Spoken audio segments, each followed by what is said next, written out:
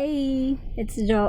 So for today's video, we are going to eat sandwiches. I have here bacon and egg, and then ham and egg, bacon and egg, basta sandwich. I just added lettuce para maganda yung itsura niya. As you can see, maliit yung bread. The sliced bread is a bit smaller, which is my intention because I just wanted to, make small sandwiches, but it's overflowing. I don't know why, pero sobrang init ngayon. Ano ba yan? Magbubukas ko ng electric fan, but if you can hear it on the background, sorry, pero it's so humid. Sobrang init today. It's already 5 in the afternoon, pero ang init pa rin. And I decided to film early because I'm going to do an errand tomorrow morning, so I need to sleep early. So, yeah, as I've said, paulit-ulit, beshi, I'm going to eat sandwiches for today. Let's start with this one. This is ham and egg here, but I also added bacon inside. Ayan siya. Basta yan.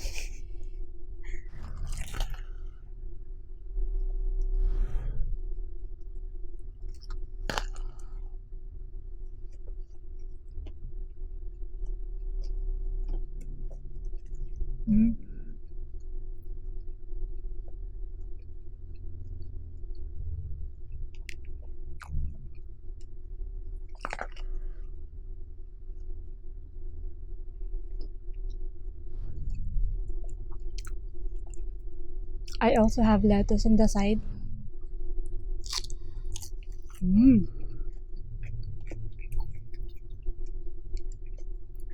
With my new favorite, sesame soy sauce.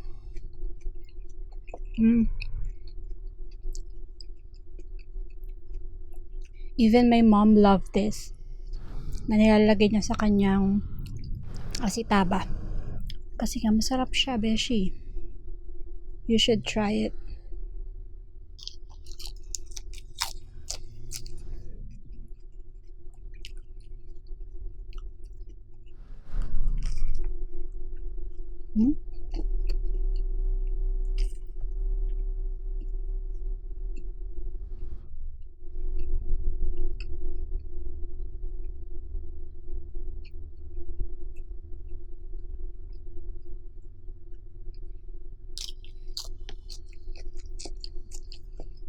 So because magha-Halloween na, yung mga napapanood ko na story time videos nowadays are all connected to Halloween. Scary, creepy. So our video for today is somewhat related. Here in the Philippines, hindi naman talaga tayo masyado nagsa-celebrate ng Halloween. Unlike in the US. Halloween is big, especially for children, because they are trick-or-treating every Halloween. Ubusin ko lang tong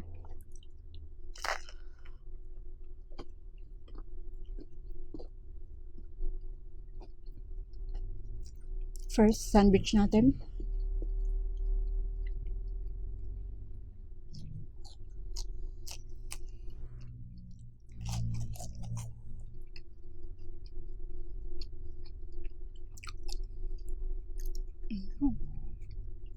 Kulay siya.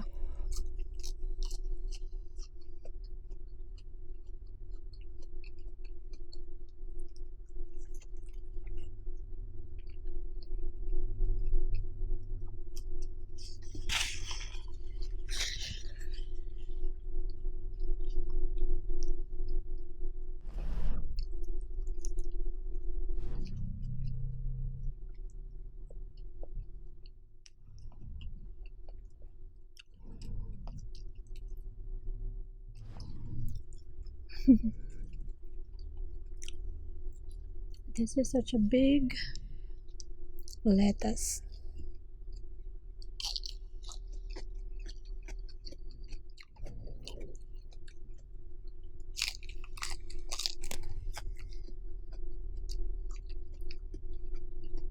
Mm.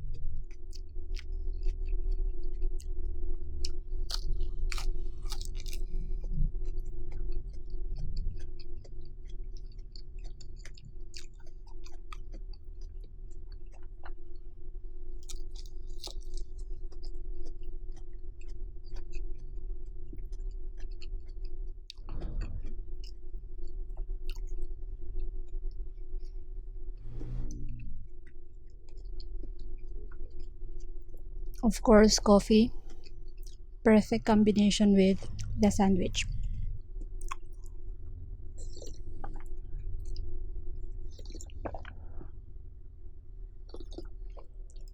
Perfect merienda. So, as I've said earlier, Americans are big when it comes to Halloween, especially on the old days, because nowadays it's dangerous for children to be trick or treating, especially by themselves. Even though they are accompanied by their parents, it's still a bit dangerous. This story happened a long time ago. I'm not really sure when, but I believe some of you are not yet born. I don't want to name names. Let's just call them son and father. Okay. And then there's a sister. So, Halloween night in their neighborhood. On Halloween, obviously, children are really excited. They wanted to go to every house on their neighborhood to ask for candies. Kasi nga, that's what Americans are doing every time na nagka-Halloween. So one night, let's call the father Lettuce and the son Bacon and the daughter Ham. So one night, Ham and Bacon asked their father to accompany them for trick or treating. So Lettuce told them, okay, I'm going to accompany you. Let's go house to house and then go home. So the family of three started to go to different houses on their neighborhood. In the US kasi, when a house has no lights on or their porch or the front lights are off, that means they are out of candy or no one's home or they don't want to give out candies. So the family, the father, Lettuce, Bacon, Ham and Bacon are going house to house. So they came to this house where the lights are off. So obviously you shouldn't be knocking on this house because probably there's no one's home. They're out of candy or they're not giving any. But still, the son knocked on the door and Lettuce, the father, let him. So they knock, knock, knock. No one's opening. Of course, there's no light, so the lights are off. So malamang walang tao. But then they kept on knocking. And then, dahil nga impatient the son is impatient, si Bacon. So he ran to the next neighbor na medyo malayo. So because the father, Lettuce, is a bit old na siguro, he can't keep up with his children. So medyo nahuli siya. And then after a few minutes, he came to his children and gave them pixie sticks. I don't know that there's a candy called pixie sticks, but I will put a picture on the screen para ma-familiarize tayo kung ano yun. Sikat daw yun sa US before. So, what the father did was, parang ang sinabi niya is, someone opened the door and then gave him this pixie sticks. So, he gave it to his son Bacon and his daughter Ham. So, after trick or treating, they went home. And the father, Lettuce, told his children to just select one candy to eat for the night. Kasi nga, they might have a toothache or something. So, because it's already nighttime and they need to go to bed. they are only allowed to eat one candy for the night. So because Bacon, the son, syempre mahilig sa candy, he chose the pixie sticks. Yung pixie sticks kasi mahaba siya. Parang 21 inches yata yan. 21 inches long yata yung nakuha nila na pixie sticks. And these pixie sticks consist of sour candies, yung maliliit na bilog-bilog, and sugar. So it's sweet and sour. Masarap nga naman. Gusto ko rin yung mga ganong candy, sweet and sour na candy. Para siyang maliliit na buhangin, and then 21 inches, so mahaba.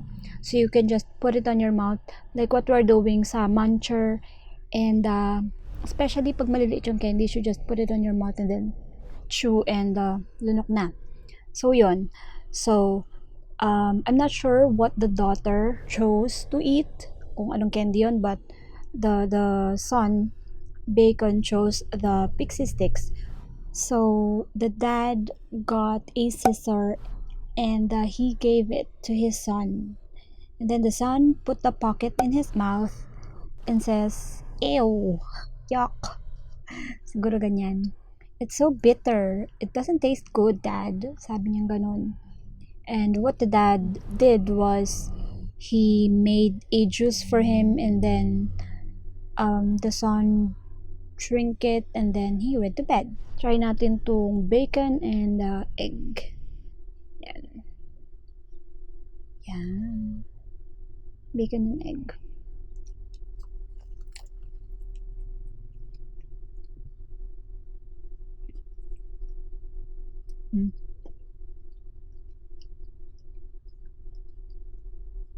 I didn't put any mayonnaise or cheese kasi medyo messy, so this is just a sandwich. Yeah, plain sandwich, no dressing at all.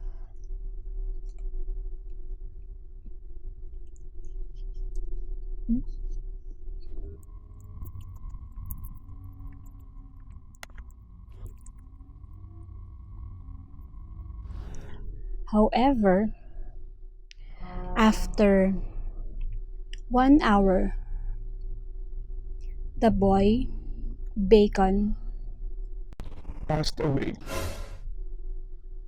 He was rushed at the hospital, the nearest hospital possible, to revive him, but he was DOA, dead on arrival. Actually, before he was brought to the hospital, he already passed. I believe he's just 10 or 12, 10 to 12, so I don't really want to divulge his name. But this all happened in, I believe, Michigan. So the police conducted an investigation because nga it's Halloween, so they suspected that the boy might have eaten a candy that has a poison or something, because he's healthy. He doesn't have any sickness or what. So the police conducted an investigation and asked the father what candy did he eat. So he told them that it's the pixie sticks, and they asked the father where did the pixie sticks came from, what house, what color of the house, who gave it to him, describe the man that gave it to you, because he told the police that the pixie sticks came from this house and it was given to him by a man that looks like that looks weird. The police interviewed the father, Lettuce. Let's just call him the father. Medyo weird kasi pagtatawagan ko pa sila ng Lettuce, whatever, no? So, yeah, let's just call them the father, the son, the daughter. But the daughter, nothing happened to the daughter, actually. So, the police interviewed the father and asked him information, to give them information on what the house looks like, etc. But then the father told the police that he can't remember, so maybe they went to the neighborhood and then they went house to house again, and then suddenly the father remembered that, oh, That's the house. I remember that's the house, etc., etc. And then they knock on the door. No one is home. I believe they got an information that the man who's living on that house is working at this company, so they went there and they arrested him. But then the man who's living on that house has an alibi.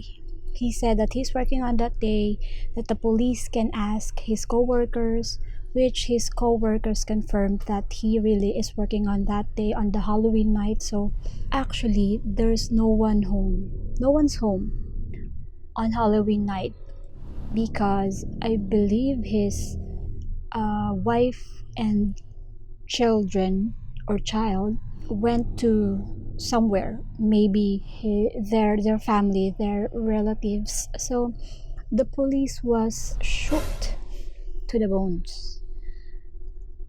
How come no one's home, but the father is saying that this man gave him the candies? So what the police did was they looked into the father. Yes, they investigated the father and they found out that maybe a month or a few months before the incident, he took a $10,000 life insurance on both of his children. I'm not really sure how much, but yeah. And then they conducted a background check on the father and they discovered that he's in debt. Malaki yung utang niya. Actually, the father is an optometrist siguro. Basta yun, doktor sa mata. Optician, yata. Optician or optometrist or whatever. Basta, the father can't keep a job, so they are in debt. So yun, marami silang utang. So, maybe the police thought that how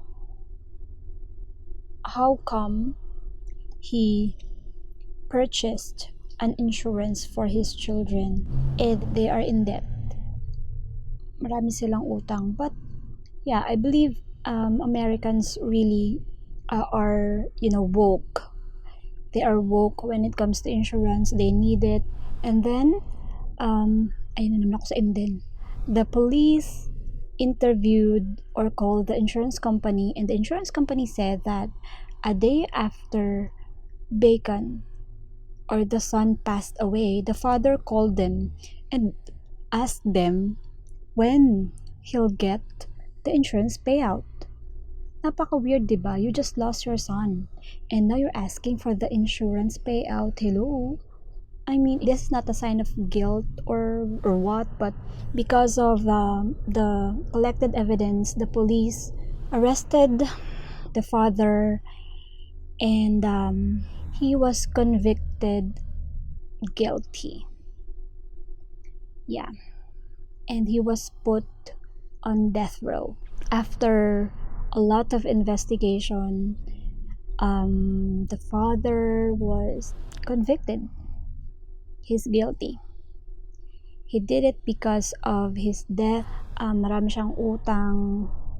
I mean, kung marami kang utang, there's a lot of means. I mean, you haven't done anything to pay for your debt. Why would you do that to a young child? I don't understand. So this is such a sad story. When I read it, I'm really contemplating on sharing it on my channel because my nieces are watching this and they are so young. So actually, until his execution, he maintained his innocence, but the evidence says otherwise. So yeah, that's the reason why parents in the US, what they do now is when their children went to trick or treating, what they do is after they got home, they swap the candies. They will swap the candies that they got from the neighbors or from the neighborhood. So they will buy candies from the candy store, and then they will replace the candies on their children's basket or whatever they used to collect candies from trick or treating. So yeah, that's sad. I mean, I saw my mom prioritize us, her children, more than anything. So I can't imagine a parent doing this to his child, even though baon ka sa utang. Thank you so much, guys, for watching. Please like and subscribe. Accompany your children when you are trick-or-treating, or might as well just buy candies for them instead of making them roam around.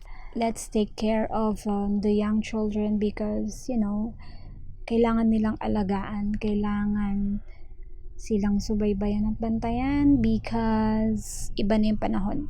Yeah. I hope to see you on my next video. Let's eat more. God bless you all. Bye.